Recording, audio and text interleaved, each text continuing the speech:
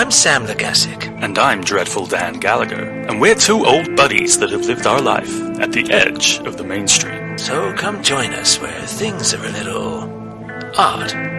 This is the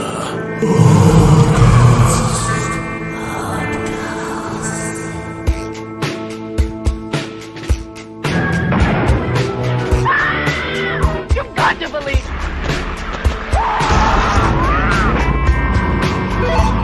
It's alive! It's loose! This earth of yours will be reduced to a burned-out cinder.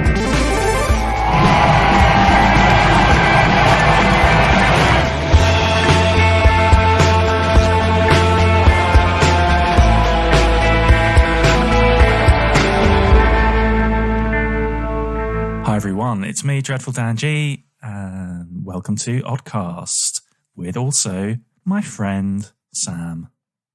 Hello, it's me. What you been up to, Sam? I've been up to a fair bit, actually. I've been watching a lot of stuff. I might just go through it Please do. quickly. Have you watched a series called Succession? No, I've heard of it. Maybe you mentioned it. Maybe. It's on Sky over here, but it's HBO in America. And it's basically like a kind of a thing on the Murdochs. And it's by this guy, Jesse Armstrong, who did a bit of Peep Show. Oh, yeah. Here. And it is really good. And yeah, I just kind of finished it all within a few days. Yeah, and that's one of the kind of best things I've seen on TV, because it's basically a whole cast of horrible people. It really is, like this big media conglomerate that's led by Brian Cox, like Rupert Murdoch style. And it's with his children who are all like vying for power, and they're just like nasty pieces of work, and they're just like really super fucking rich. And it's quite interesting. So I recommend seeing that if you can. So is it a satire? Is it funny? It's a kind of, it's a drama, but it has loads of funny bits. So weirdly, because it's Jesse Armstrong, it's like an element of Britishness to it. So it's kind of like the comedy's can range from like quite silly to quite dark in like a matter of moments. It's right up my alley. Pretty cool. Yeah. I saw Mulan, the new Mulan as well, which I think I might have said, I can't remember, but that was okay. Disney Plus subscribers can get it for an extra $30. Not worth that, I would say. What is it, like a live action version? Yeah, exactly that. So yeah, I wouldn't really recommend that. I saw a shitty horror movie called Crawl, which is about some alligators at the bottom of someone's house during like a hurricane flood and all this. That sounds great. Exactly what it says on the tin. Yeah, it was 90 minutes of ridiculousness that I actually didn't really have a problem with. Is that a recent thing? It didn't change my life. Yeah, I think it came out last year or the year before. I saw The Invisible Man with what's her name? Elizabeth Moss. And that was really good. It's basically he's a domestic abuser. Yeah. And he's like killed himself or something. But then she's like, he's not killed himself. He's here. He's got an invisible suit. And everyone's like, yeah, all right, whatever. And all that's pretty cool. Was that another recent kind of... Yeah, that was pretty recent. I think that was last year before. I saw a shitty Netflix film called I See You, which has, do you remember Helen Hunt? She won an Oscar. Yeah. Oh, yeah. Got to give. So she's in it, and she looks like a fucking orc. She looks awful. She's had so much surgery. She's old, right? She's like 60 or something. Yeah. And she's had so much surgery. And you can see me, so people at home won't be able to see this, but her skin is like, she's so thin, it's like a skull. But it's like, you know, when you see people and it's like, but she's got like no lips. Her lips are like disappeared. Wow. All her skin is stretched right back. And it's like this scary, horrible face. I'm not joking. Honestly, watch a trailer. I See You. Watch the trailer and tell me that that's not scary. She is the scariest thing about that film. Jesus. By far. Worth watching Awful just for the film. freak show. just for her. But that's only the first half. She's in it, and that's part of the problem with the film. I won't get into it, but not worth seeing. It's only worth seeing to watch Helen Hunt for 5 minutes, then you're fine. And then I saw a shitty, I think it's Korean zombie movie called #Alive. It's basically about a guy who's a streamer, funny enough, who's there's like basically a zombie apocalypse going on, and he just is trying to survive. He's just locked in his apartment by himself, and then it's him just trying to survive and escape, and it is so boring. I was like, okay, I can get into like this kind of a good like zombie apocalyptic thing. You know, there's been a few, but I was like, a Korean one, that would be like, maybe it's like Train to Busan, which I really liked. And no, it's nothing like that. It was there was nothing new about it either. It's pretty dreadful. Yeah, and a couple of other things. I'll make it quick. I watched a couple of episodes of The Boys on Prime, which is pretty good. What's that? Better than I thought it would be. It's basically like Watchmen in the sense of it's like if superheroes were real, but like they're all dickheads, and it's like kind of adding some like reality to it.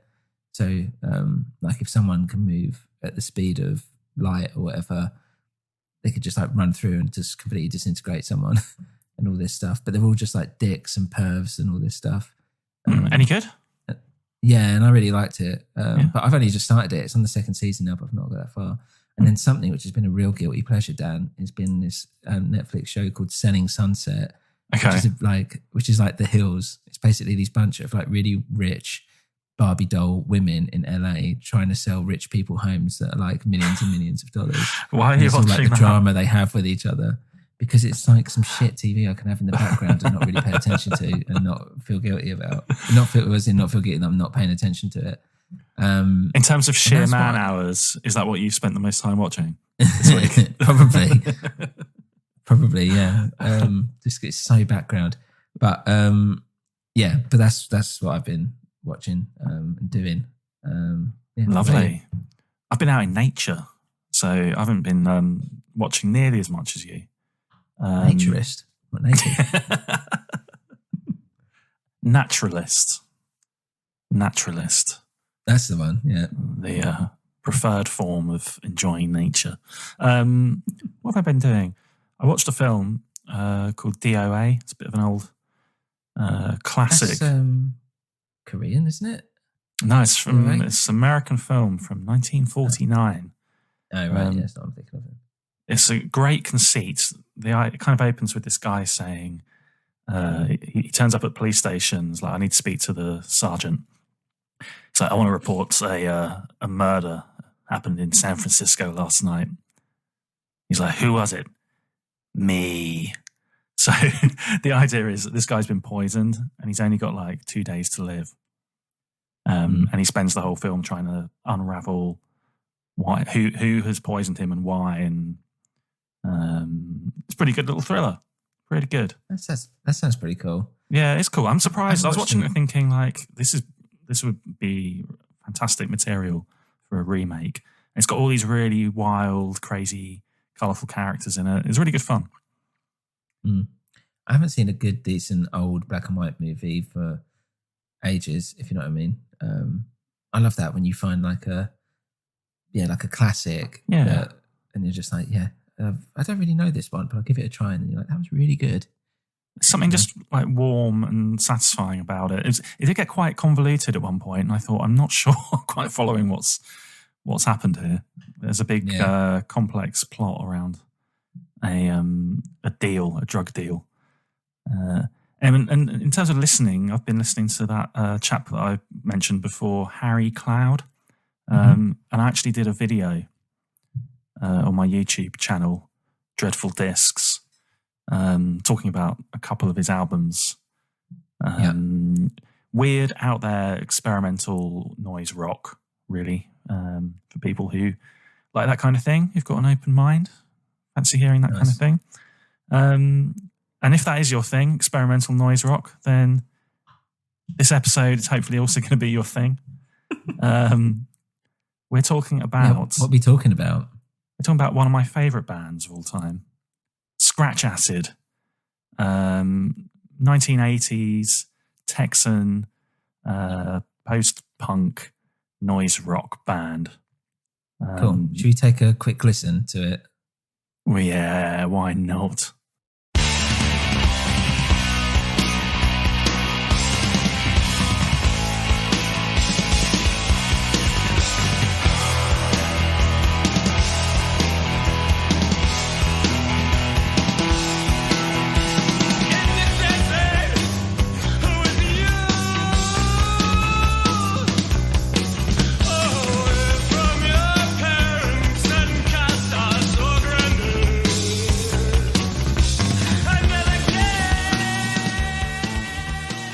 So, Scratch Acid. Shall I do a little intro, some facts about the band? Yeah, sure. I should say, I know you already know this already, but I know next to nothing about this band. Like, I know the name, I know the general sound they do. I don't even think I've actually listened or heard any of their music before I did it for this podcast, I'm pretty sure. Really? Nothing? I don't think so. Like, if I have, I don't remember it. So that's it. I know next to nothing. Cool. Well, that's good. Yeah, I'll give you some background, and then it's going to be really interesting to get your thoughts. I'm really excited because I just recently got hold of these records. So this band, they only did really 3 records, and they've all been compiled onto one CD. So I got that CD about 20 years ago. But getting the original records has been quite high on my list of priorities as a record collector for quite some time. And they always go like really expensive. But I managed to get the first and third records off a guy on eBay. And they normally go for like 50, 60 quid each. And he's just some he said, I'm an old dude. And I just want them to go to someone who's going to appreciate them. Because he'd bought them from new. And he sold them to me for like 5 quid. So cool. Last week I've had those and I've been playing them, the original vinyl copies, which really, really put me in the mood. So yeah, Scratch Acid, they were formed in the summer of 1982 in Austin, Texas. At that time, there was quite a cool music scene. Like some of the big bands of the time were the Dicks and a band called Big Boys. Have you heard of them? No, I think so. Again, they're of a time. Right. Big Boys are pretty good, and they had a longer career. I got hold of some of their stuff. It's pretty good. It's just kind of like a bit more kind of like standard punk. Okay. But they were very influential at the time. So both those bands, I think, influenced Scratch Acid. They were originally formed, there were 5 members. Steve Anderson, who was the singer. David Yao was the bassist. Brett Bradford and David Sims were guitarists. Ray Washam was the drummer. And in December 1982, they recorded a demo, and it's got Steve Anderson singing.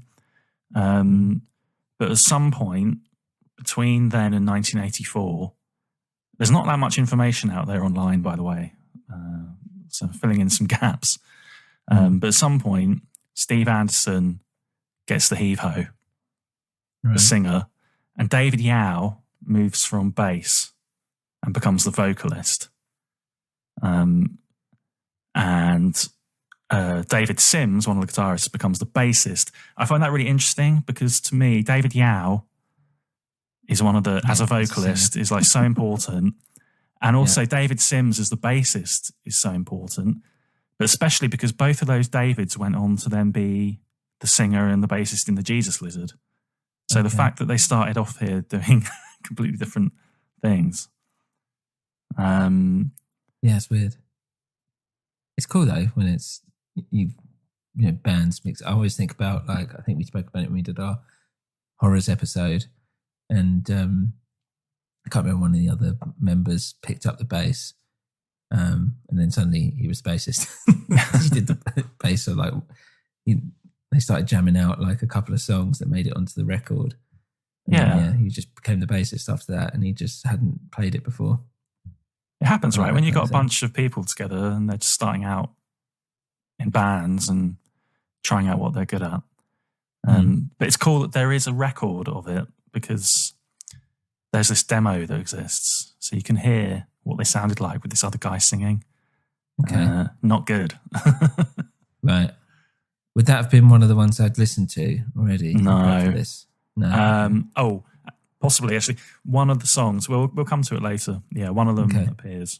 Another big influence, I think, on the bands then, and you hear it more with David Yao singing, is this Birthday Party influence. Right. You a fan? Birthday Party? I don't know Birthday Party. It's Nick Cave's band before Nick Cave and the Bad Seeds. Oh, okay. I didn't know that. And yeah, like you can hear the influence of his kind of like vocal style, which was all that, bloody and like screaming and yelping and like sounding quite pained. But I think David Yao brings his own sort of like brand of demented anguish to everything. Yeah, I bet. So yeah, then the band basically over this period, so they formed 82, but really between, I think 83 was when they first started playing. And so they existed 83 to 87, and then they were done. But in that time, they, like I said, they released, 2 EPs and 1 full-length album. And I think let's just go through those records, have a chat about the music and hear what you thought about them. Yeah, okay, cool. Let's do it. So the first one was the self-titled Scratch Acid from 1984. And let's have a little bit of Cannibal.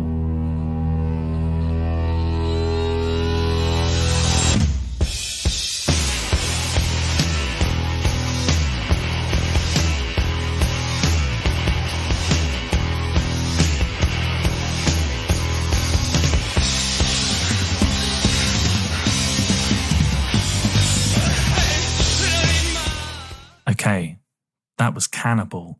Don't break my arm, Sam. Is that what he's saying? Yeah, don't break my heart by not liking this EP, Sam. Cannibal.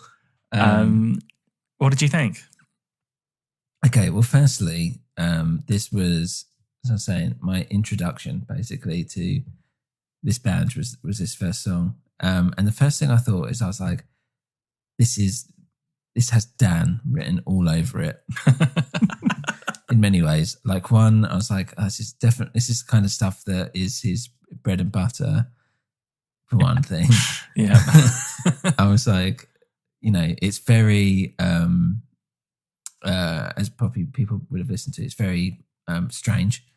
It's also hectic, a bit noisy. As you said, like the vocals are completely off kilter and manic. Like the guitars are very like scratchy and high in the EQ. Yeah.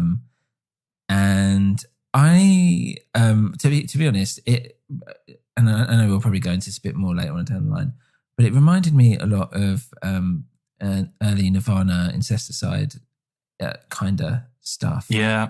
And I can hear a lot of that in there. I don't know, and I'm sure you'll tell me if Kurt thought Scratch Acid were any kind of influence or anything like that.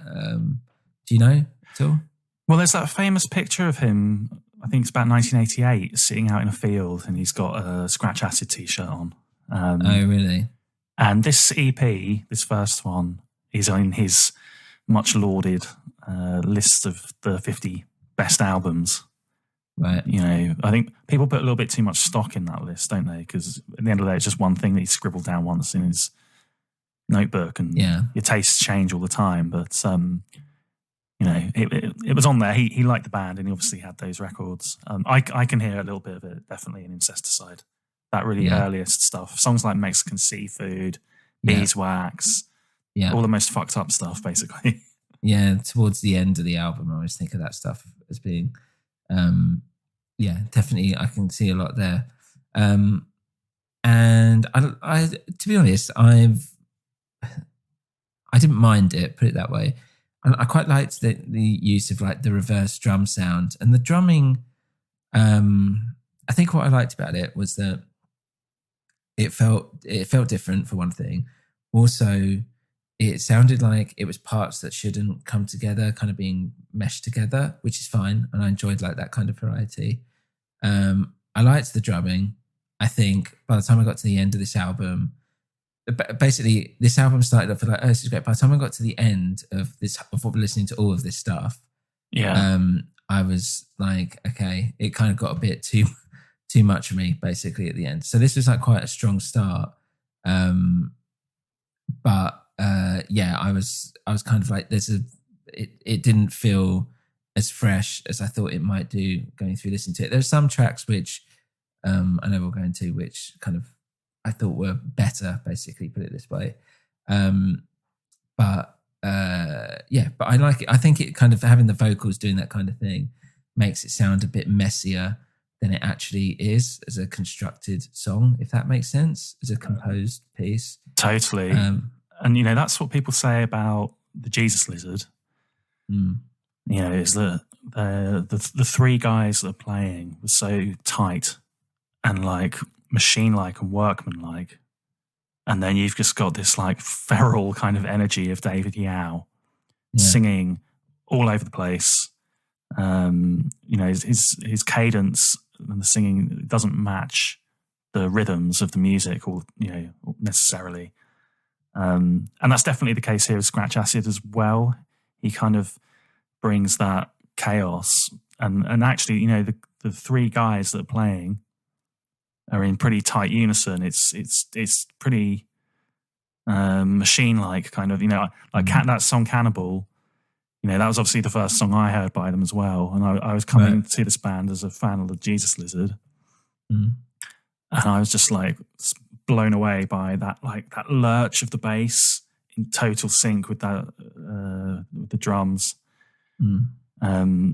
Just like the horror of David Yao screaming. But it sounds to me, it's so much more the Jesus Lizard, because that's built around the guitar of Dwayne Dennison, who's got this kind of classical jazzy style. Right. They've got quite a different sound. Scratch Acid sounds more depraved in some way. And it kind of sounds a bit more, and again, some of this is the production. It sounds kind of like dank and I think it all sounds like it's happening in a mildewy kind of basement. There's something horrible and unpleasant about it all. Yeah, it feels like dirty. In its own, but not just like dirty as in like grubby. Yeah, there's like a wetness to it. Which is weird when you think about it, but I know exactly what you mean. So let's come back to just talking about this first release. So that's the first. So Sam listened to The Greatest Gift, which is the compilation from 1991 of all their released catalogue. But just coming back to the first 8 songs on that. This was recorded, by the way, July 1984 in Austin, Texas, by a guy called Kerry Crafton. I don't know who he is, but I only mention it because they go back to working with him on the last release, and the album in the middle. They tried something else, worked with a different producer. So it's kind of interesting, I think, to compare the first EP and the final EP in that regard. But yeah, I mean, like overall, like this is my favourite of their records. I think it's got the best songs and it's got the most diversity across those 8 tracks. And like when I was just like reviewing this again, listening, and I was surprised like how much kind of like there's some surf guitar in there, like some Cramps psychobilly influence that I hadn't maybe picked up on when I was younger. You've got some kind of like more straight up kind of like punk numbers, but then you've got like strings as well, and some quite touching moments amidst all the kind of like horror. Were there any songs that really stood out for you that you liked? On those first 8? Yeah. Yeah. So yeah, like Greatest Gift, I thought, as in the actual track, I quite liked. It sounded a bit like early Horrors, actually, in a sense of like that kind of surfer rock Yeah. sensibility. I thought was quite interesting. And yeah, like Monsters, I quite liked as well. It's got some Monsters to me, like some of the guitar bits they do sounds a bit like what I would do, especially in early Pistol Gang stuff. And I think we kind of did it when we were doing Cells. Some of the guitar bits in that, I was like, that's something that I would probably. I know it sounds like I'm blowing my own trumpet. I don't mean it to, but I'm not necessarily saying it's great. I'm just saying it's kind of that similar kind of style. Sometimes I found myself doing, like a bit messy, a bit manic sometimes. And also tonally, it sounded like my early Pistol Gang stuff. But yeah, and I've also put here that his vocals sound particularly like Pixies-esque. I'm about to say Jack Black then. Frank Black. Or when he gets a scream going. Yeah, and I can hear a bit of that. I know it's not... they would have been before Pixies, I suppose. But yeah. But kind of, I was like, yeah, it sounds a bit Frank Black. Yeah, and then the rest of them, it's okay. Like El Espectro, or whatever it's called. El Espectro. I was like, oh, it sounds like that Mexican kind of guitar sound reminded me of like Offspring, Ixnay on the Hombre. Oh, man. That kind of Mexican guitar. I always find that funny. Have you seen, by the way, going off on a tangent, I got thrown up on my Instagram thing, a World of Tanks, which is a game advert. And it had loads of random people. It had like the old goalkeeper from Spain or whatever in the last World Cup or whatever the fuck. Wow. And it had some metal band, and it had Dolph Lundgren, and it had Offspring. And Offspring apparently have a relationship with World of Tanks. Where they're like in the game or something like that. And they were basically saying like, thank you to all the tankers, whatever they call them. Fucking stupid. But Dexter, have you seen Dexter recently? No. He's got so fat. I mean, he's old now, obviously, but I was like, yeah, he is big. He's a big guy now. Yeah, it's worth I'll have to check that out. Yeah, it's quite fun. It's probably why this came to me as well, because I had Offspring in my head just from that. Did they contact him just to say we need a human tank? We need a unit. Unit. Well, they all look awful, but yeah, you know, because I always think of Dexter's old Offspring with his like dreads or whatever, a skinny California guy, and now he's just like he looks like he's about to like go, I don't know, like mug someone, or he's about to tie a St. George's flag around his neck and start throwing beers at people. A lager lout. A proper lager lout. But yeah, I've put like Owner's Lament and Lay Screaming I found quite boring. Sorry. That's the wrong answer. they're my favourite. Well, no, Cannibal, Owner's Lament, and Lay Screaming, probably my three favourite songs here. Maybe my three favourites of their whole oeuvre. Owner's Lament. Not like that sense, yeah. So Owner's Lament's the one that's got all the strings on. I just find it's quite haunting. And what's great here, another thing about Scratch Acid that you don't get with the Jesus Lizard. The Jesus Lizard, the drummer Mac, is quite like a motor. His style of drumming. It's kind of like wind it up, release. So it's quite bombastic. Ray Washam, though, who actually at some point just before they recorded this got poached by Big Boys, right, and did some work with them. And so he returned, and he was kind of like a bit more of like he's a guy actually, right.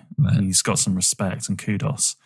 But his style, I think, is a little bit more diverse, and like that is one of the songs where I think he really shows what he can do. There's lots of like rolls and fills, and you just got this like really sad sound of the string arrangement, a bit of piano, and David Yao, he's not so like blood curdly on this one. He's kind of just sounds like anguished.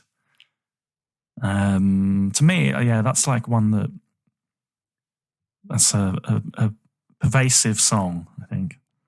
So I'd recommend anyone to go back and give that a listen. Give it another go. Give it another go. Give it a chance. Yeah, fair enough. I mean, it was. This is certainly all of these songs. I think you have to be paying attention to. If that makes sense. This is some background music. Yeah, it's intense stuff, and I love some of the lyrics as well. Like on some of these songs, there are some lines that just really stick out, and the way he delivers them. Like Mess is all about basically someone who can't get their act together. And he's literally just like shouting and screaming. He's like, it stinks in my house. It stinks. Ella Spectro, there's this bit where he kind of like screams, like no sacrifice again. And then he's like, it's almost like someone who's broken. They've been told they've got to sacrifice something. So like sings it, and it's like he comes to terms with it. And he just like, it's like the most primal scream, like, no sacrifice again. But it's a great like emotional moment, I think, in the song. His vocals are just amazing. Sorry. Didn't resonate quite the same way. And then Lay Screaming, to me, is like, again, a bit of like a post-punk classic just for the horrible lyrics. Go through the lyrics with me, because I wasn't really paying attention to much of the actual lyrics. Lay Screaming goes, the dead princess lay screaming and her cunt's ripped. Well, the dead princess lay silent and her cunt's ripped. Right. She hasn't, there's not been much progress there for her. It's basically, I mean, I can read you the whole lyrics here. I've got the booklet. You're reading it from a book? I've got the booklet for The Greatest Gift. Just got all the lyrics. Burn her, let's make her into a martyr because we split her breast. And she's disheartened, dismayed, disemboweled. The dead princess lay screaming and her cunt's ripped. So yeah, I mean, that's the kind of content that's running through a lot of these songs. Yeah. It's all just deeply unpleasant. And I love that. I love that. Yeah, I was going to say, like, is there like a theme to his lyrics? Are they all just, these horrific, disturbing kind of, pictures? Yeah, I think usually, they're these kind of montages of unpleasant and often like deeply violent imagery. Although I'd say then on the next album, he experiments a bit more. So straight from the off, actually. So the next album, they had a bit of a break, and basically they said they progressed at a snail's pace in terms of songwriting. Right. So the next album wasn't until 2 years later, 1986, Just Keep Eating, which kicks off with, a song where I think it's a different kind of lyrical approach. And that song is Crazy Dan. Let's hear a bit. This guy doused his wife with gasoline. And then he went and he set the bitch on fire. You see, Crazy Dan was the name of the man. He was he was pretty much a high-strung jerk and a liar.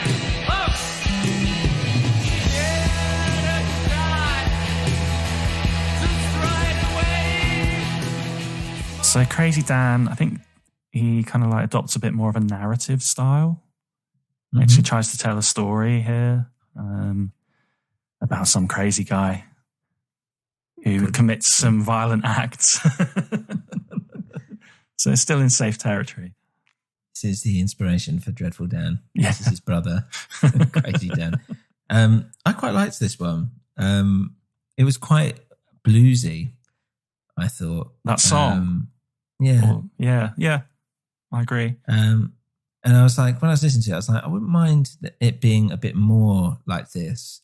And there's a couple of tracks which kind of, as in the same vein. But I enjoyed this track more than a lot of the others. Basically, I quite like the bluesiness of it. It's a bit more mid-tempo as well, isn't it? It's not quite as in your face, I think, that track. Generally, this album, Just Keep Eating, I think it's a bit different to the other ones because, as I said earlier, this one they recorded with a different guy, Fred Remmert. Durst. And they seem to have basically spread a bit more. They try, I think, different types of song here. Mm-hmm. It's definitely a broader album. Like you say, there's kind of like more of a bluesy vibe coming through. One song's got some harmonica as well, which is really nice. Yeah, I noticed that. That's a bit different. It reminded me of because we did King Gizzard recently. Yeah, there's a lot of harmonica in that, and I was like, I haven't heard so much harmonica in all my life. This lot. Damned for All Time. We get a cover. Do you know what that's from? No. It's from Jesus Christ Superstar. Oh, is it? Yeah. I mean, I've never seen it or anything. No, likewise. But when you check the lyric book, it's like Rice Lloyd Webber. Right. Yeah. God, how weird. Yeah, I've put Damned for All Time. I've just put a couple of words, meh, being one of them.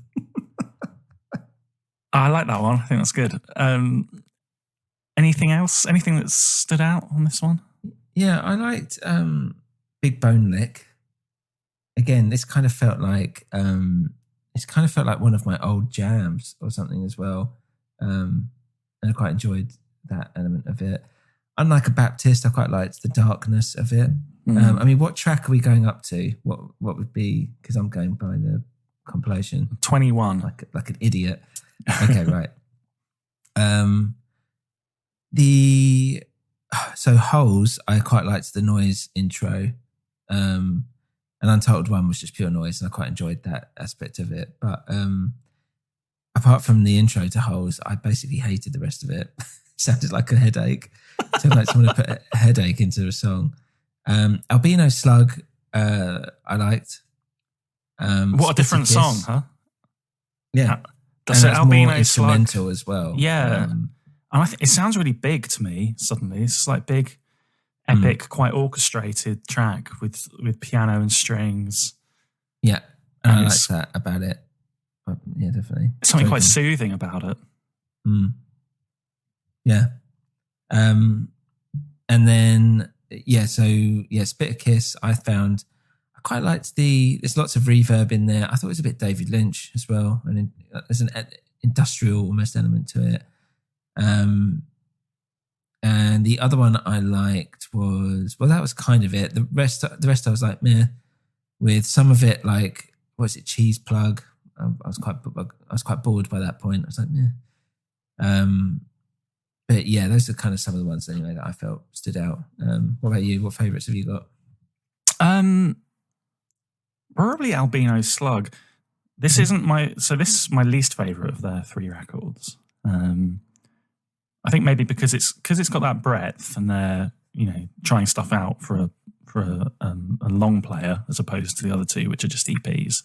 I think in a way it suffers because it kind of lacks maybe the intensity of the 2 EPs. And they sound like they're having a little bit more fun, and I don't like that. I don't want them to have fun. I want it to all be really dark and miserable and intense. But I quite like, the thing I like about that song Holes, the lyrics are not by David Yao. Can't remember who wrote them. Yeah, there's a few songs actually where some of the songwriting credits aren't what you expect. So like Cannibal, for example, words and music by David Yao. Right. Occasionally it's David Sims, the bassist, writing them. Sometimes it's the whole band. Sometimes it's the guitarist, Brett Bradford. But mostly the lyrics are David Yao, but sometimes someone else pops up. So Greatest Gift was by their original singer, Steve Anderson. Right. But anyway, the song that we're talking about, Holes, yeah. So the words there are by the guitarist, Brett Bradford. Okay. And it just makes me laugh because he goes, I popped out of a hole and was. It's just yeah. It's quite deep in its own way. Yeah.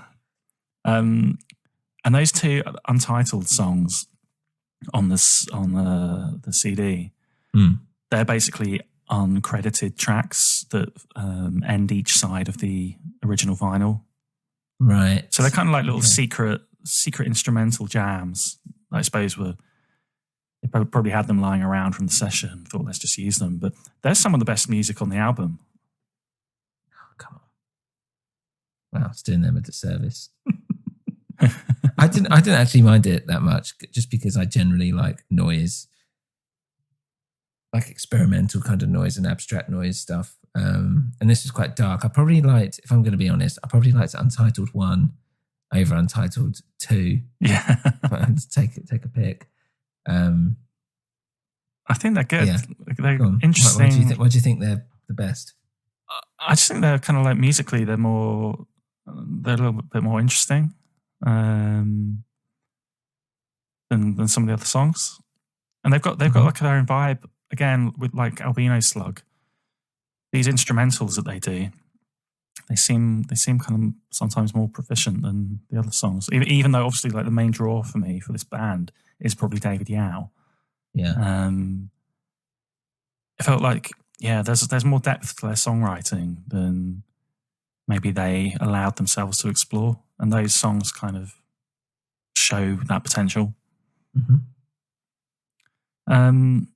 So yeah, I mean, they didn't then pursue that with their next release. So they got on quite quickly at this point. So they were having some problems at this point because their first two records were released by a little like Austin, I think, record label called Rabid Cat, and they didn't have a contract with them because they said like the terms of the contract were ridiculous. They could choose to withhold royalties if they wanted to, blah blah blah.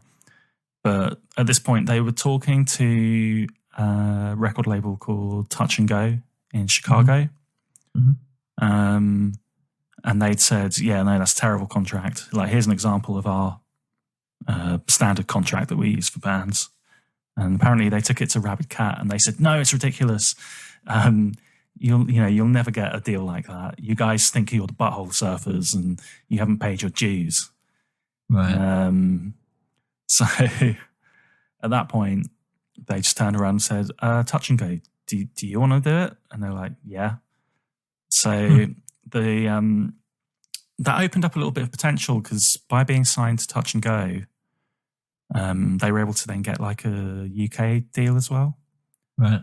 So 1987, their final EP, Berserker, was released in the US on Touch and Go, and in the UK, all their stuff came out on the Fundamental label, another record label that they say never paid them a damn cent. So they never had any money, they reckon, from Rabid Cat or Fundamental. Awful. Yeah. Awful if true. But that saw them kind of like coming to Europe as well and playing, doing some shows.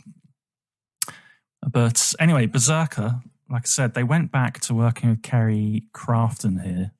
Mm-hmm. And I think they kind of, return a bit more to focusing on the sound of the first EP. Although this is like noticeably, I think, like sonically, there's a shift. It's a lot clearer. Yeah. Maybe a little more professional sounding. Personally, I don't think it's got, I think the songs are as good as the first EP. No. But it's still got a few really killer moments. Mhm. Sam, what did you think of it? So this is tracks 22 to 27. So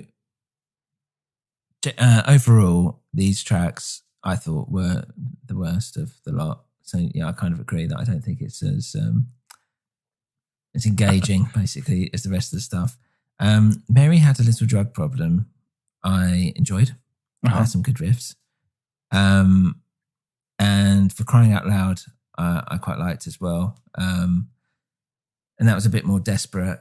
And I quite like some of the, kind of primal screams and all this stuff. But yeah, the rest, I like Moron's Moron. I found quite boring. I found some of it quite lazy. Skin Drips, I found quite lazy. Flying Houses, I thought was okay. It's weird having that stop and then coming back in. And I was like, it's interesting, but I feel like you're not doing anything with it, if that makes sense. Like, I don't know. It didn't land for you. No, I was just like, oh, it stopped and now it started again. Not like, oh, it's like building up a pressure. I don't know, like, it didn't feel like it was building up or like it was like delaying anything. It was just like as if someone's just stopped the record and then pressed play again. And I was like, okay, well, unless you're trying to get all like meta about it, I was like, it's like a songwriting tool. I was like, it's just doing it for the sake of doing it, isn't it then? So yeah, I don't know. And also by this point, I was getting a bit sick of the drumming, like just the constant like drum rolls and like feels like everything's on the snare almost. And it's just, then we do, it's, I didn't mind it kind of before, but when it's like, okay, drum roll here, drum roll here, and I'm going to do this, and then whatever, doing all this. I'm just like, just fucking play some music. Like, what are you doing? So yeah, I was kind of, I think having kind of like, let's say the worst of it at the back end of this record, it was kind of testing my patience by the time I was getting to the last track. That's a shame. But yeah, what did you think? It's worth listening to these as standalones. That's always the problem with compilations like this, that just cram a whole discography onto one thing. Yeah, like I said though, I mean, it is not my favourite. I do love Moron's Moron though. That would be one of my favourites of theirs. It was actually my email address back sometime around the turn of the new millennium. Password David Yao. It's just so, it's like nightmare fuel, this song. If you sit and listen to the lyrics and everything, it's vile. And the whole, like, it's slow and weird. And it really does feel like crawling on your belly through some, like, dank, dark slime. And I mean, the lyrics don't really make any sense, but, it's just the images you're being presented with are really disgusting. Again, let me turn to my lyric book. So he seems to have a problem with somebody, and he's labeling them a moron's moron. Right. But it's just weird. Like, he's saying, like, you wade through water, you hurl stones, heave in heavy rocks all the time, you start fires, burn up everything you can find. You're one cranky bastard, and I hate your guts. Fucking babies in their butts. Who do you get to tie your shoes for you anyway? You cut holes in your flesh, fill the holes with venom, drag your bitches around after cramming fucking them. Wow. I love that bit where he's going, cramming fucking them. Because there's that obvious sonic play on the words there. And then he starts going on about, like, you hang a gloomy trio from gallows. You cut holes in your flesh. Again, fill the holes with venom. Drag your bitches around. And then it just ends with saying, you'll find your shoes on the patio with the sour milk. It just sounds like maybe he's had like an argument with his flatmate or something, and he's just like written this really angry song about it. Really weird, abstract imagery. And then it's just like, yeah, you'll find your shoes on the porch, mate. make your own way out. It's our way of telling you you're out. Apparently, the way they got rid of the lead singer, Steve Anderson, was they just played a gig, like their first gig, and as just like instrumentals. While he was like, he'd come to the show because I think it was like Butthole Surfers or something. They're the support band, Right. so he's just like, oh, they've gone on stage and played without me, without a singer. That's horrible. Yeah. What a horrible way of doing it. There's people such dicks sometimes. Like, they don't have the fucking balls to like stand up and just tell someone they're fucking out. Dear. Bastards. Oh, well. I like it. I love it. So 1987, after the release of that, they did quite a lot of touring, more touring I think than they'd done before, taking them to Europe. And I don't really know what happens. I mean, there's the liner notes to this CD are basically probably the most information that's out there. Right. And they're written by a guy called Mike Hunt, which sounds to me like an obvious pseudonym for one of the band members. I'd assume David Sims, because he's quite into like being a kind of like spokesperson and archivist for his music. Okay. Yeah, but he just said, like, spending too much time in each other's company, personal and musical tensions escalated, and everybody ceased having fun. Scratch Acid played its last show on the 5th of May, 1987, at the Cave Club in Austin. So that was it for the band, 1987. And then it wasn't until, 1991, Touch and Go released this CD, The Greatest Gift. Mm-hmm. There is a bonus track, and quite humorously, the back of the CD states all songs previously unreleased except 1 to 27. So track 28 is the Scale song,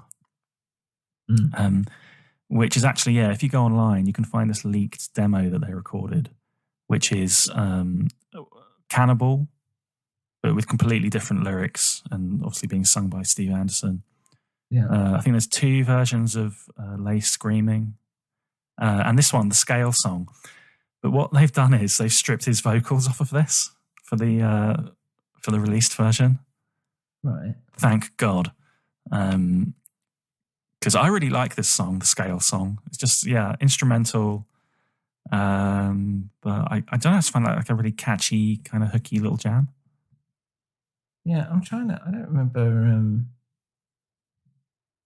I've written it down, but I haven't put anything underneath it.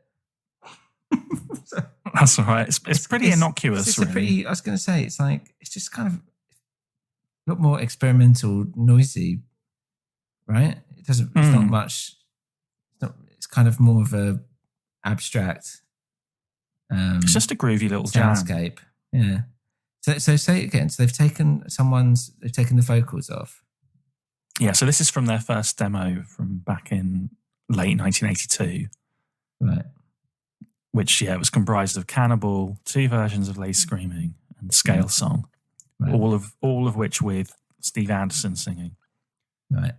So I guess they were like looking to kind of like put everything out, band's whole catalogue. So maybe they were like, well, we've got this song that we never released. But can you take his vocals off? Just put it out as an instrumental. We don't want to give him any money. Yeah. Fair enough. But so that's it, the Scale song. So, but they only have to put this out on CD. So the time is right now. Please, Touch and Go. Everyone wants vinyl. Said no one. So this should be reissued, man. Because their original albums are really hard to get hold of, like I said. Like, you have to pay usually quite a lot of money. So, The Greatest Gift, come on, we want it. Greatest gift from Touch and Go would be the greatest gift for you on vinyl. Oh, yeah. Except, I think the window of opportunity was kind of like closed.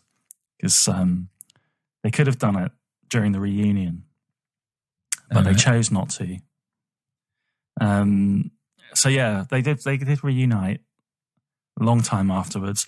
Obviously, just in 1987, after Scratch Acid broke up, 2 of them, David Sims and Ray Washam, so the bassist and the drummer, joined forces with Steve Albini who just wrapped up Big Black, Mm-hmm. and they formed Rape Man. Okay. Um, What a superhero. the super group, noise rock super group. Not one of my favourites, to be honest. I've always preferred all the other related bands, Shellac and Big Black and the Jesus Lizard. He's my worst Avenger. Is he in that program that you've been watching? Naughty Boys. Oh, yeah, actually, to be honest, yeah. There's a couple I think would make that. Be able to fill that space, yeah. But Rape Man didn't last very long. And in 1989... Sorry. Yes. 1989, the Jesus Lizard performed. Yeah. Comprised of David Sims, David Yao, and Dwayne Dennison. Mm-hmm. And I think people see Scratch Acid as like a stepping stone to the Jesus Lizard. They're like a footnote in the career of the Jesus Lizard, basically. Mm. But I very much consider them like their own separate entity, their own thing, and quite different in many ways. Like I said, there's kind of more of that. More Overall, of that. it feels like. Definitely, yeah. And there's more of that diversity of, I think, styles, moods, but just that like pervasive kind of oppressive, dark, dank, nasty vibe. Everything feels like you're kind of like listening to it through brackish water. Yeah, I can totally share that. Totally hear that. Well, in September of 2006, they reformed to do 3 shows in support of Touch and Go's 25th anniversary celebrations. Right. So they just did 3 shows, one in Austin, one in Chicago, one in Seattle. And then randomly, I don't know why, but 5 years after that, they got together and they did a proper tour. So this is like November, December 2011. And they played about 14 shows in the USA and Canada. Mm-hmm. And then finally, the following spring, in March of 2012, they came over to the UK to play the All Tomorrow's Parties Festival. Right. And they tacked on 1 gig. So on the 12th of March 2012, they played their final ever gig, and it was at the Garage in London. I'm proud to say I was there. Oh, wow. And it was fantastic. They played all the songs that I wanted them to play. And David Yao kicked me in the eye. What? Did he recognise you? I don't think it was intentional. If you know what he's like as a performer, have you seen him doing his Violent? No. his thing? No, You never seen any? I've never seen him. You never seen I the don't know what Jesus he looks Lizard? like. Oh my god! You've got to see what he's just the most like vile looking person, Right? and everything about his like on stage act and demeanor, it just comes across as like, the thing about it doesn't come across as an act. He seems like a genuinely horrible, deranged person, but he flings himself around in the crowd all the time. Yeah. I'm gonna have a look at him whilst you're. Oh yeah, God, I keep forgetting. He just looks like a normal bloke. He's totally like, just some guy. Like he works and he's a builder in his spare time. That's it. You can imagine it's like Texas Chainsaw Massacre. He just looks like a steel worker or an abattoir worker or something. He's gone completely deranged. Yeah. I remember now. I have seen him. Yeah, we had exactly the same conversation, didn't we? Yeah, sorry. I'm going to take a look at this as well. Put this on my... See some of his performances. Oh, yeah, there's some great stuff on YouTube now. Great stuff. So that was their last ever gig, and they haven't played again since then. So that's pretty lucky, really. They came over and played that show. Yeah. I bet you were well chuffed. I was so pleased, and yeah, and it was the all four guys. Like I said, they did everything I hope they'd play. Yeah, brilliant, absolutely brilliant, and that is it. That is the end. I think I can't see them reforming and doing any more of those. But that was the window of opportunity for Touch and Go to put some vinyl out there, and they did not choose to do it. Bad idiots. Oh well, never mind. So who is like, who would you say like today sounds like Scratch Acid, or maybe like has that influence clear on their sleeve? Christ. If any. I really don't know. I don't know these days. I mean, I suppose you can chart a line kind of through the kind of noise rock sound, like Chicago music scene and Minneapolis music scene, like the Amphetamine Reptile bands, like Helmet and don't know who else, Killdozer, Unsane is still going, but they lean a bit more heavily on the kind of like post-hardcore punk sound. But then it feels like those kind of bands, they're active they're more than like in the early 90s. It does feel to me like there's like a newer wave of bands that were either in those bands and are now like old, like really old, or bands that they've influenced that are pushing this kind of like newer wave of noise rock. Right. But they're introducing more sounds. So it's kind of like more eclectic and a bit more weird and experimental. Yeah. So, I mean, I'm thinking about this guy that I've been listening to, Harry Cloud. Who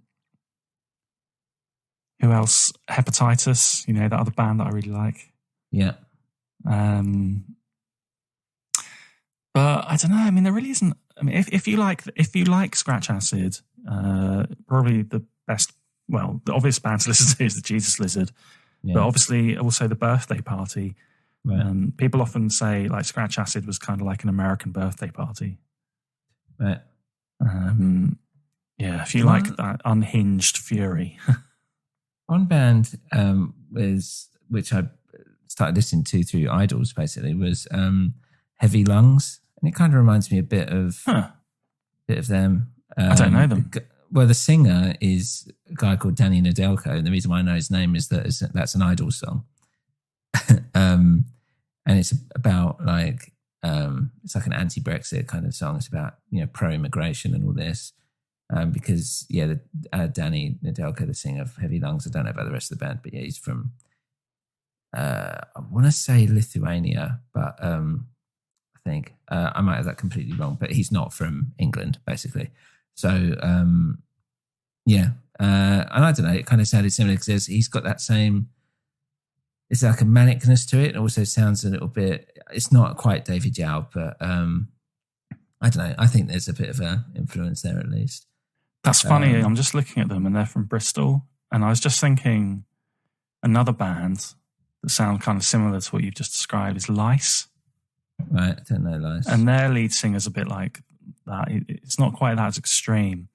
He was a little bit Marky Smith-like and a little bit David Yow-like in this kind of like tirade that he delivered. But they looked really normal. But I saw them playing in a pub, and I was meant to see them again. That was a few years ago. I was meant to see them just when lockdown began. And we were like, surely it's not going to be cancelled. And like some of my friends were like, well, you might want to check. It's probably going to get cancelled. And I was like, no, it doesn't make sense. That doesn't happen.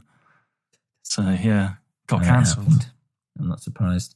Unbelievable. Yeah, check out Heavy Lungs. I think you'd like it anyway. It's definitely more up your street than mine may be, because I think it's all right, some of it, but I'm just like, I'd rather listen to something else. But you might like Heavy Lungs.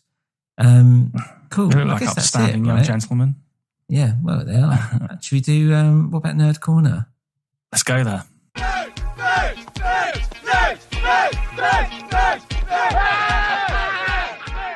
Not much in Nerd Corner because Basically, they didn't release that Someone's much. fucking nicked it. Sorry.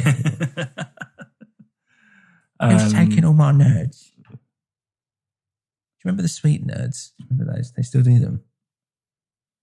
Willy Wonka Like makes them, that doesn't he? sherbet, that sherbet stuff. Yeah, pretty tangy, kind of sour. Yeah. I hope they So do. what's a scratch acid nerd look like? You. Probably. Yeah, probably looks about 55 years old. Yeah. Probably like really skinny from having done too much meth in the late 80s. Bald and probably Just like single. Yeah. You as well.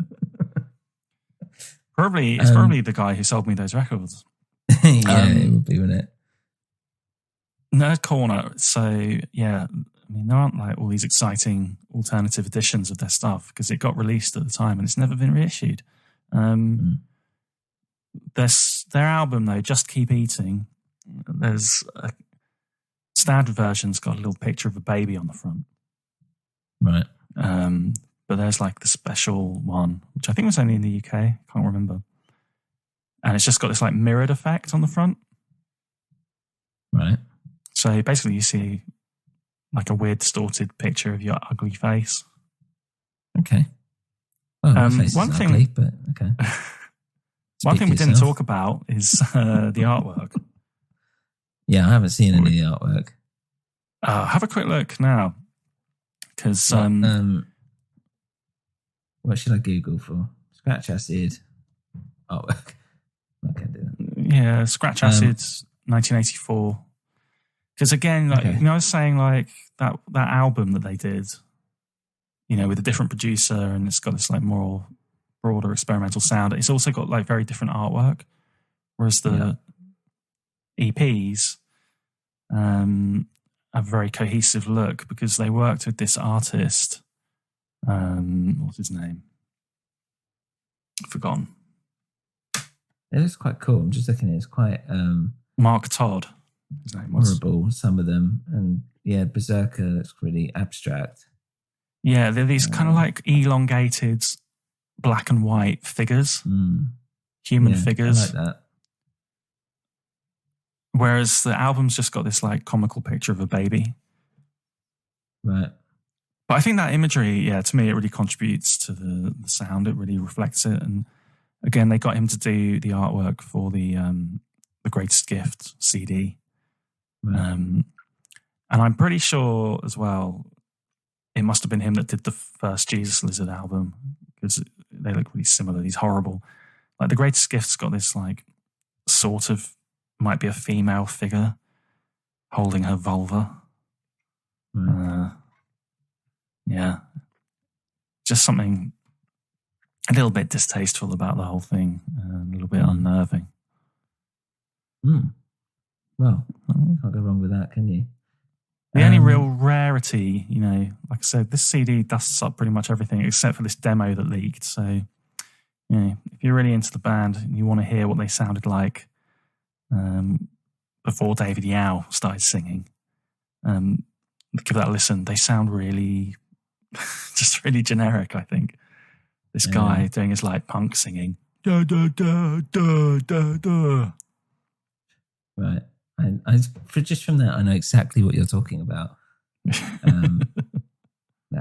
That's a classic, like when you go see a punk band that's been around for like a million years. So that's the kind of thing I'm thinking of. Like who just play pubs around the outskirts of London. Just kind of yelling in a snotty voice along to the exact like rhythm and melody of the guitar. Yeah. Yeah, fair enough. Cool. Reviews?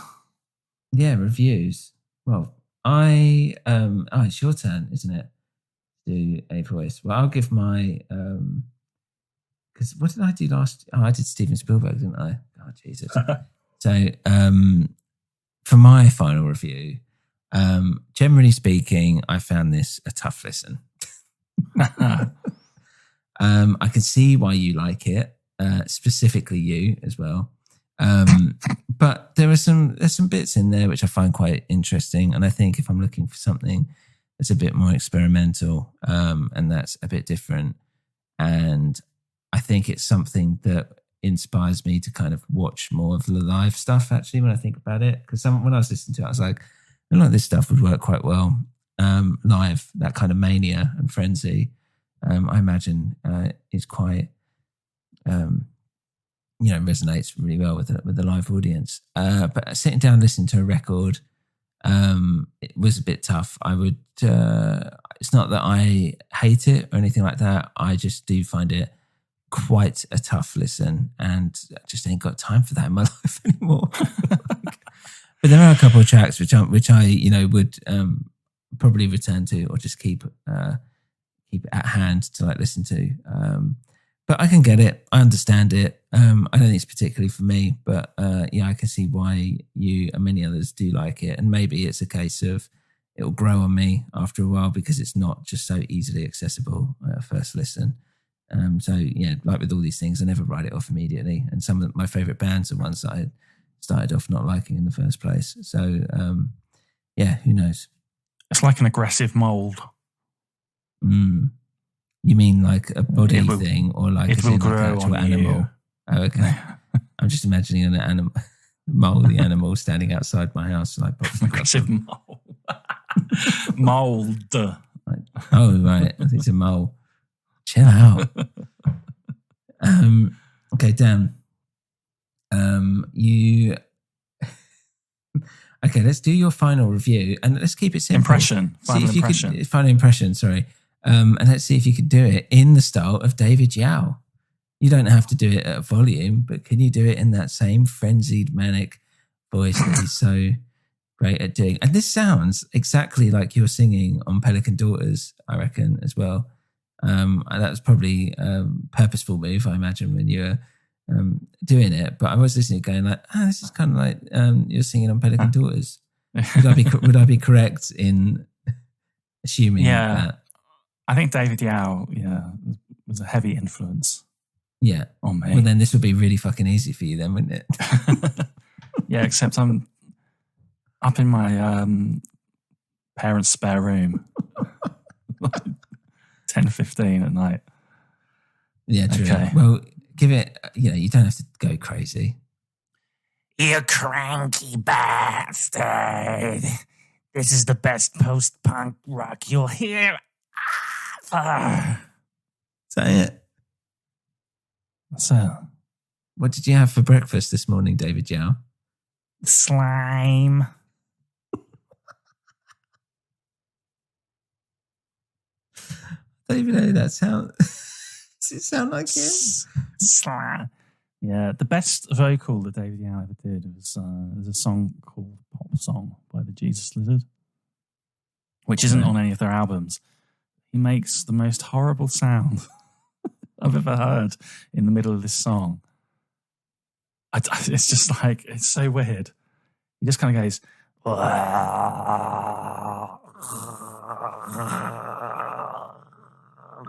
about 45 seconds. It's just like, why would you even do that? But it works because it's just so And it made an impression on you. Shocking and unexpected and just vile. It's lovely. Right straight. Right, should we go to actual reviews? Have you got reviews for this? Yeah, I've got a few. Let's do it.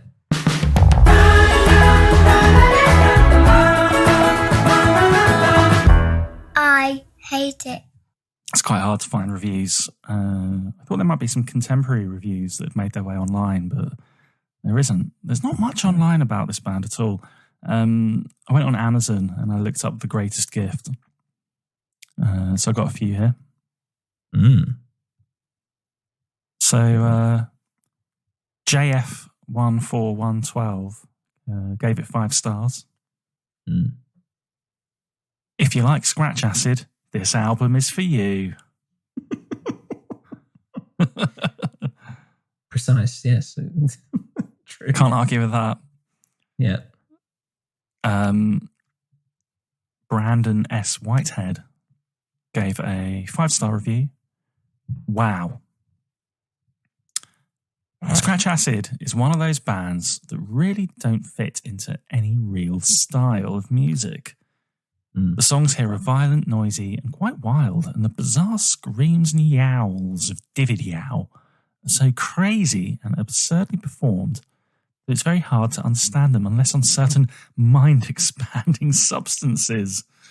Substances the band was very into. I hate it when people say that. I'm not on certain mind-expanding substances. Yeah, just because something's a little bit out there doesn't mean that everyone was on drugs and that everyone listens to it on drugs. Yeah, probably helps. Although,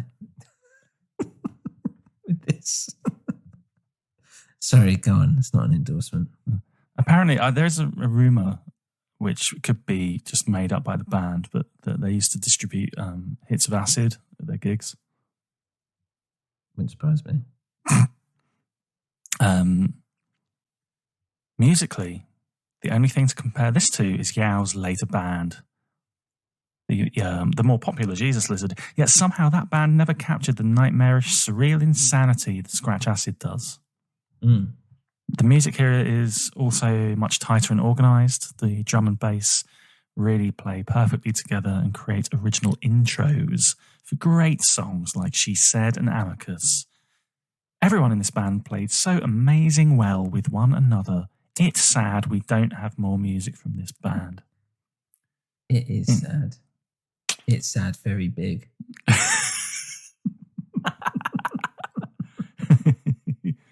Brandon do big sad. In short, many bands try to sound disturbing and violent, but very few succeed. Scratch Acid is the band that did. If that's what you're into, this band will not disappoint. I think that's quite accurate. Yeah, I think it's accurate as well. Yeah, fair enough. Any band I've got a ones? 1 star. Yeah, Yep. I'm afraid so. Michael S. Marley. Now, Michael S. Marley, he seems to consider himself... He could be. He seems to consider himself some kind of like Chicago music scene insider. Right. Because he addresses this directly to Corey Rusk, the head of Touch and Go Records. Right. 1 star. All right. The subject of his review is, and has dead spots and sounds like crap halfway through. Thanks, Corey. Kidding. I'm now on my 4th copy of this CD. It's not the band's fault. It's yours. The labels. Touch and Go. You knew about the manufacturing defect from the get-go.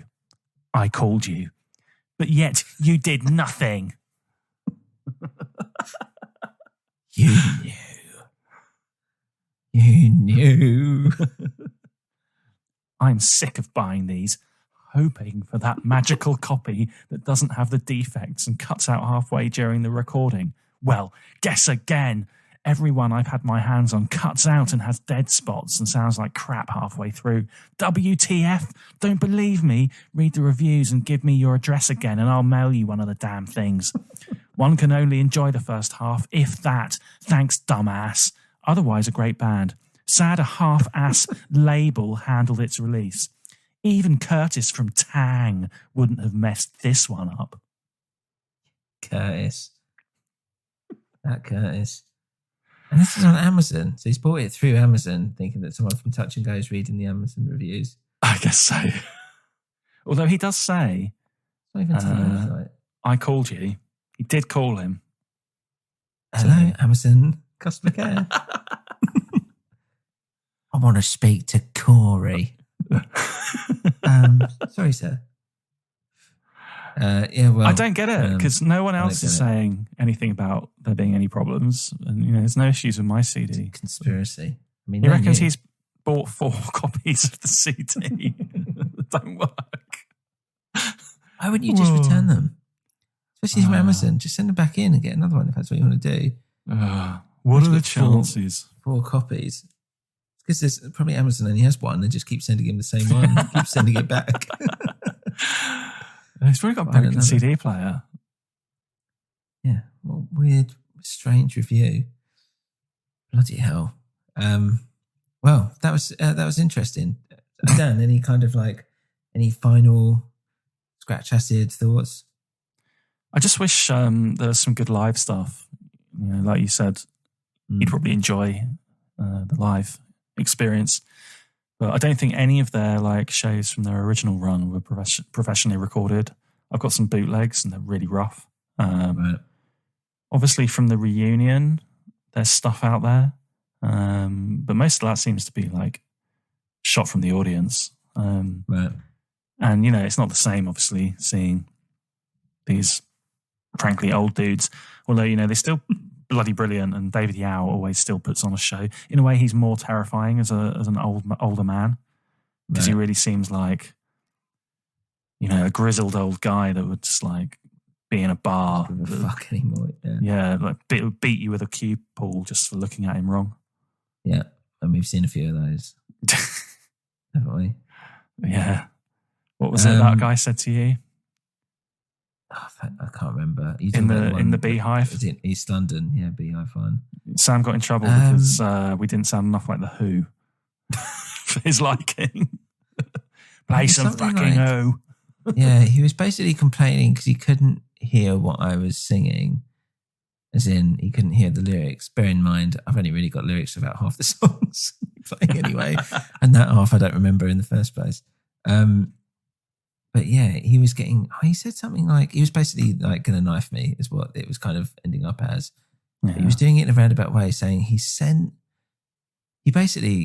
was in the toilets having a piss and he came in, and it started getting a bit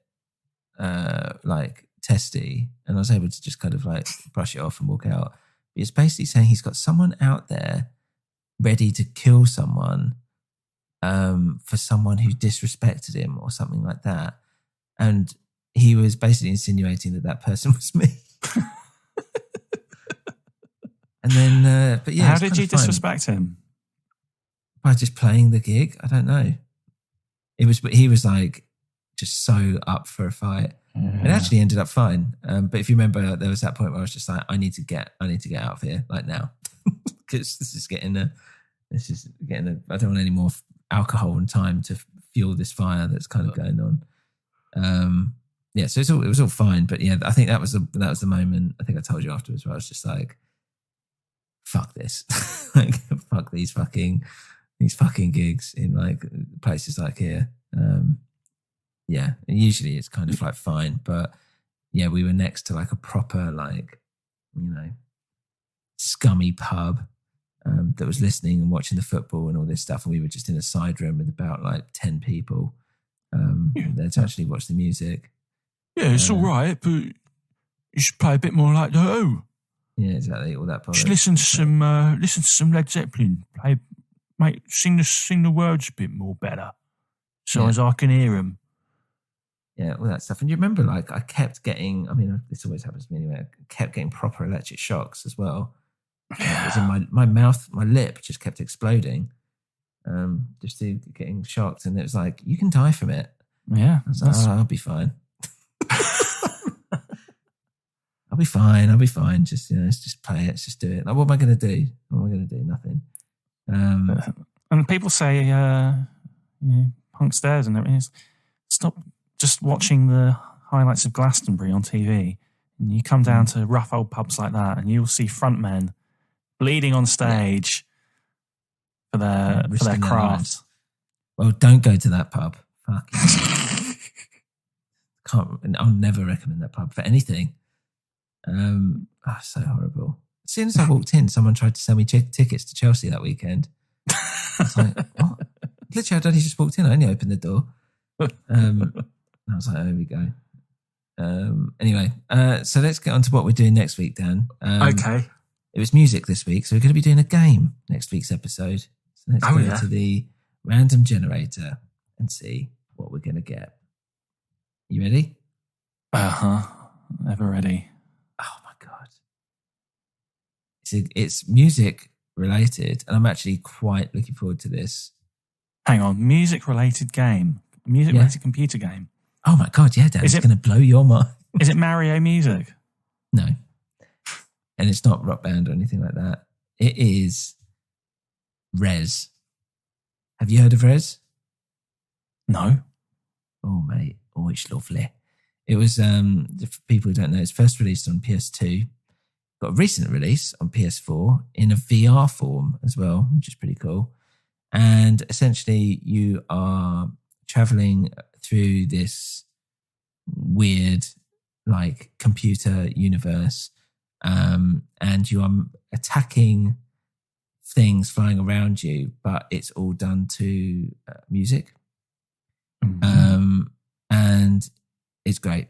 It's really good. It's one of my favorites, and it is a little odd, just because it's an oddity in the sense that as a game, as a play style, and just of its time, this is when like you would get these like weird little gems from Japan that kind of came and went. And the guy who designed this, I can't remember his name off the top of my head.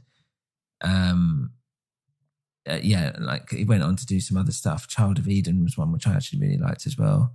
But yeah, this was a lot of people talk about this game as being like an inspiration and something that, you know, when it's like games as art and all that stuff, that argument, you know, this sometimes, especially back then, this got brought up a lot in terms of that.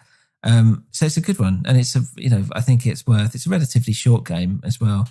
So it's quite easy to kind of sit through a walkthrough if you want to do it that way. I've got it, so I'll bust it out and give it another play. And yeah, I think that's a good choice for next week. And yeah, it's a bit music related, so who knows? Hope you like EDM. That way.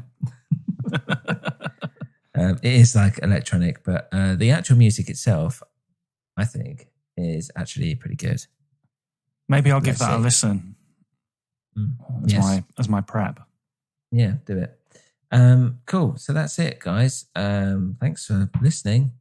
I guess we'll see you next week. Bye, everyone. Thanks for joining us on the Oddcast, guys. We're part of a New Winter group, so head on over to anewwinter.com to check out our other shows. Go to patreon.com/anewwinter to support the network. You can email us at oddcastoddballs@gmail.com and follow this and our other shows on Twitter and Instagram @anewwinter. So, see you next time on the Oddcast.